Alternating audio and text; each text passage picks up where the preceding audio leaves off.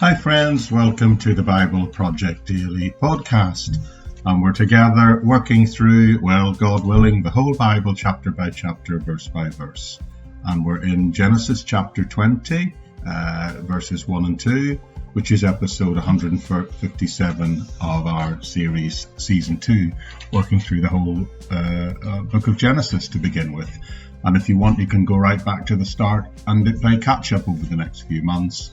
Or if you'd really find it helpful, if you're new to this sort of Bible study thing, then why not go right back to the beginning of season 1, and you'll find a short 66 short podcasts each giving roughly a 6-minute overview of each and every one of the books of our Bible. A great introduction before you step out in this amazing long-term journey together. Anyway, today we're in this Genesis chapter 20, which we began yesterday with a bit of an introduction. And I'll just remind us of the opening 2 verses of Genesis chapter 1 and 2.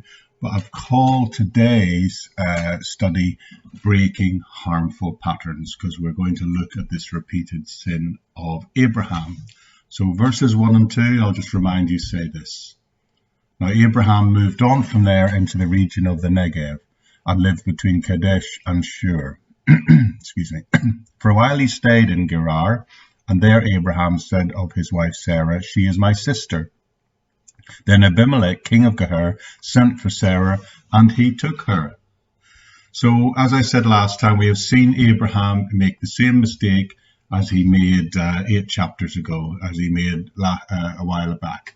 Now, I'd like to pause just to discuss this a little bit more, because it seems a little bit of a conflict for us, doesn't it, when we know and we hear about Abraham being recognized as one of the great men of faith in the Bible. And Abraham definitely is recognized in that way. The Bible makes it very clear in many places. In fact, even in the New Testament, he's described as an outstanding character, and one of the outstanding characters of faith from the Old Testament. He is actually given a place of particular prominence in what is often called the chapter that's called the roll call of faith that you'll find in Hebrews chapter 9. The fact that he left his family and his hometown in his original call by God and goes out into the unknown is a testament to his faith. And he did that because he believed in God and the call that God had put upon his life. And that, of course, that in itself is a great illustration of faith, isn't it? Because he didn't really have any idea of where he was going to at that point or what faced him. And that's why in chapter 12, he makes this mistake, but yet he still reaches a point in chapter 15 where it says, Abraham believed God and it was accounted to him as righteousness. So he's been through all that and he's come to a place of faith. And Abraham generally was a man who, in the normal course of events, tried to practice what he believed. And his practice was to believe God. Let's be clear, he had moments where he slipped, but overall, he was a man of faith and a man of prayer. He'd just been through the whole Sodom and Gomorrah thing, remember, at this point, and at that point, that narrative leaves us with probably the greatest illustration of how to wrestle in prayer with God, found throughout the whole Bible. It is a pattern for teaching us how to intercede with God into worldly situations. On that occasion, he interceded with God, initially to get God to delay destroying Sodom, and then also to save 10 faithful people who lived within that city. So Abraham was a man of faith, a great prayer warrior, a godly man, a great man of faith. Remember all the obstacles he had up to this point and all that he will have to face. And all of those things are seen to develop his faith. In fact, you could say that one of the key messages within the life of Abraham contained within this Genesis story of his life is how obstacles and challenges, how those things actually help develop his faith. So when we see Abraham here in chapter 20 lying again, this is an incredibly disappointing turn of events. Abraham was a man of faith, he had power, and he prayed regularly, but yet he still manages to commit the same sin as he had previously committed. And that's really disappointing, isn't it? But you know what? It's also incredibly insightful. It's incredibly useful to know. The first time that he did this and lied about his wife Sarah, he tried to do it in secret, but Pharaoh discovered it, and Pharaoh openly rebuked him for it.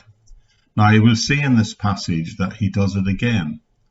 But here we go. Newsflash, spoiler alert. A believer commits sins. Well, even patriarchs, great men of faith in the Old Testament, are seen to commit sin. But I want to explore this a bit, because the fact that he, having been reached this point where he's been declared righteous, he still makes a mistake and repeats a sin that he's done in the past really bothers some people. The fact that he repeatedly sins is actually a puzzle to some people. One commentator I read said this, and I quote, "In many respects, Genesis 20 is one of the most difficult chapters in the Bible. To understand the narrative is simple enough, of course. But how could Abraham and Sarah at this time repeat the very same sin they committed years before? It might be understandable, but in the days when their faith had not been fully tested, or he hadn't seen God's faithfulness fully confirmed, that they should have fallen into such a trap over and over again seems absurd." That's interesting, isn't it? Maybe that's what you're thinking. Yes, it's true. He had reached this point where he had wonderful answers to prayers and many miraculous truths that God cared for him and that God protected him. And he has been seen to grow in his faith. I don't know if you've heard of F.B. Meyer. He was a very famous preacher and Bible commentator of a bygone age. And he entitled this study of this chapter, "A Bit of Old Flesh of the Old Nature." And he talked about how a sin not fully dealt with will often reappear. But you know what? The repetition of sins, the repeated falling in of sins, it shouldn't really surprise us. If we step back as Christian believers and understand the whole biblical doctrine, the whole position of the depravity of humankind, of who we are and on what basis we stand before a holy God, if we appreciate that, then we will understand that we are all capable of not only committing a sin, but repeating a sin over and over again.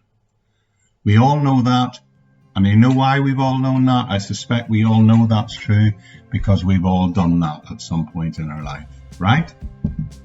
And that's exactly what Abraham does here. And what he does will produce some very serious problems for him again. And we shall look at how this unravels for him, begins to unravel for him and his family in the next episode. Anyway, that's it for today. Thanks for joining me, and I'll see you back here again very soon on the Daily Bible Project podcast. Bye-bye for now.